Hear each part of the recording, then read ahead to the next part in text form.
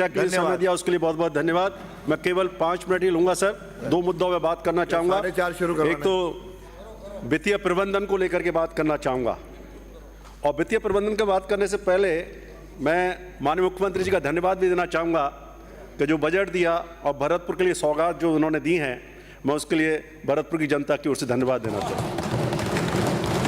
साथ ही मैं बजट का एक 10वां पॉइंट, आपने 10 संकल्प लिए थे सरकार ने, 10वें पॉइंट की बात करना चाहता हूं, गुड गवर्नेंस, जिसमें लिखा है परफॉर्म, रिफॉर्म एंड ट्रांसफॉर्म।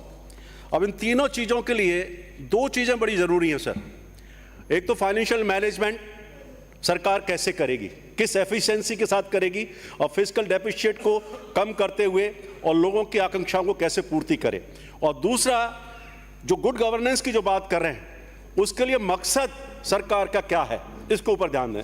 तो इसके लिए सबसे पहले तो मैं बताना चाहूँगा कि अगर कैग की रिपोर्ट को देखें सर, सीएजी की रिपोर्ट है, और मैंने पिछले 8-10 सालों की, 15 सालों की रिपोर्ट देखी है। एक ही ऑब्जर्वेशन आता है, सरकार कोई भी रही हो, चाहे इधर की रही हो चाहे उधर की रही हो, वो ऑब्जर्वेशन आता है कि राजस्व व्यय का पूंजीगत व्यय के रूप में गलत तरीके से प्रकटीकरण किया जाता है।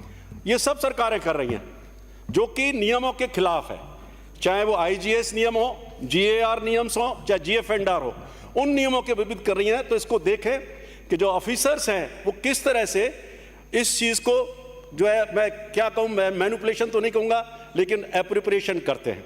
दूसरा, राजस्व की मूल प्राप्ति के बिना राजस्व प्राप्तियों में वृद्धि दिखा दी जाती है, यह भी देखने वाला पॉइंट है। और तीसरा, बिना बजट प्रावधानों के व्यय किया जाता है, पिछले कई 10-15 सालों से होता रहा।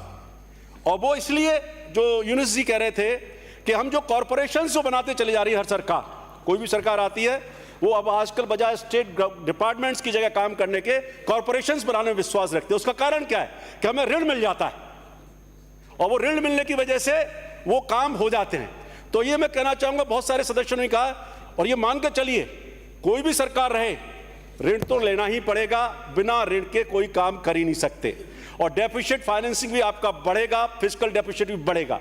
बात है गुड गवर्नेंस कैसे दें, तो मैं आपसे अनुरोध करना चाहूंगा माननीय मुख्यमंत्री जी, जो हम नहीं कर पाए, और उसका कारण मैं स्पष्ट रूप से कहना चाहता हूं, ऑफिसर्स नहीं चाहते। एक बिल विचाराधीन है, और वो बिल है Rajasthan guaranteed service delivery bill.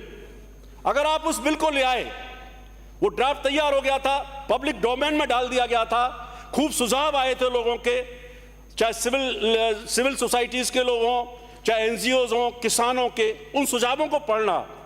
मैं खुद उस विभाग को संभाल रहा था, काफी बहस हुई थी, लेकिन हम नहीं कर पाए। आपसे हमें उम्मीद है कि उस बिल को, अगर गारंटेड सर्विस डिलीवरी बिल आपने ला दिया, तो पब्लिक को बड़ी राहत मिलेगी, और लोअर लेवल का जो करप्शन है, और उस जिसमें हायर लेवल के लोग भी मिल जाते हैं, उस करप्शन को आप रूल्ड आउट कर दोगे। जीरो टॉलरेंस की बात आप कर रहे हैं। मैं आपको शुभकामनाएं देता हूं कि अगर सरकार की स्पष्ट रूप से कोई मंशा है और वो बिल ला दिया आपने, तो मैं समझता हूं आपका नाम स्वर्ण के अक्षरों में इतिहास में लिखा जाएगा। मैं इन्हीं शब्दों के साथ आपका धन्यवाद देना चाहूंगा। माननीय विपक्ष